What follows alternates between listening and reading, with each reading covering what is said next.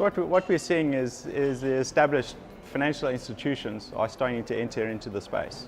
So that ranges, all the big names are looking into, and what they're trying to do is find a way of augmenting their existing business using DLT type structures, and where it makes sense, look to implement them. A lot of it is about efficiency, and some of it, I guess the next trend will be about innovations in actual products and services. But right now the focus is on efficiency. Generally the regulation is pretty well written in most markets. The issue for a lot of institutions is about the application of that regulation in the case of DLT. And so it's the seeking of clarity from the regulators and the central banks as to how it will be implemented. We see in the US, for example, there was a lot of uncertainty about Bitcoin and SEC, and it's continuing.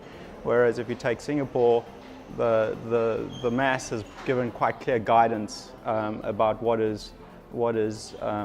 the regulation will apply in the DLT space. So the major misconception is that DLT or cryptocurrencies and blockchain are synonymous. They're absolutely not.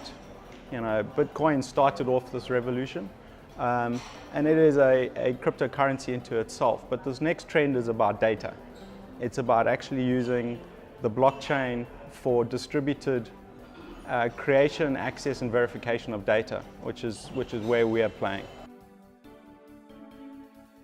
The best practice is control of the keys. So ultimately, everything in the structure of DLT revolves around wallets and the control of these private keys. We've had this situation in financial services where all the trust of data and the keys sits in the hands of financial institutions.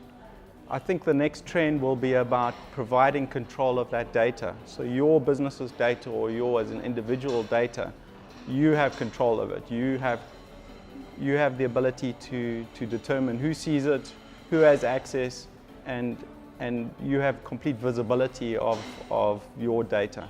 It's your asset. Well, dealing with individuals is extremely difficult, and you mentioned the European privacy regulations. When we have individuals, it's much more complicated.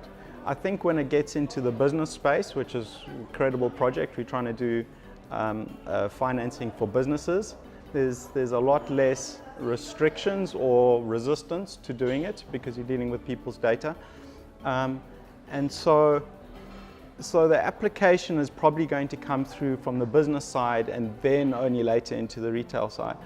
The other part about the implementation is a lot of the blockchain projects are driven by technologists.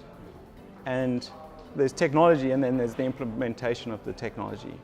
And so the role of fintechs and like SmartPesa has got experience about actually rolling out not just the technology and development of the technology, but how do you actually put it out into the field. And so this next stage, we need companies that have that experience, that operational experience in taking the DLT and actually implementing it in real world.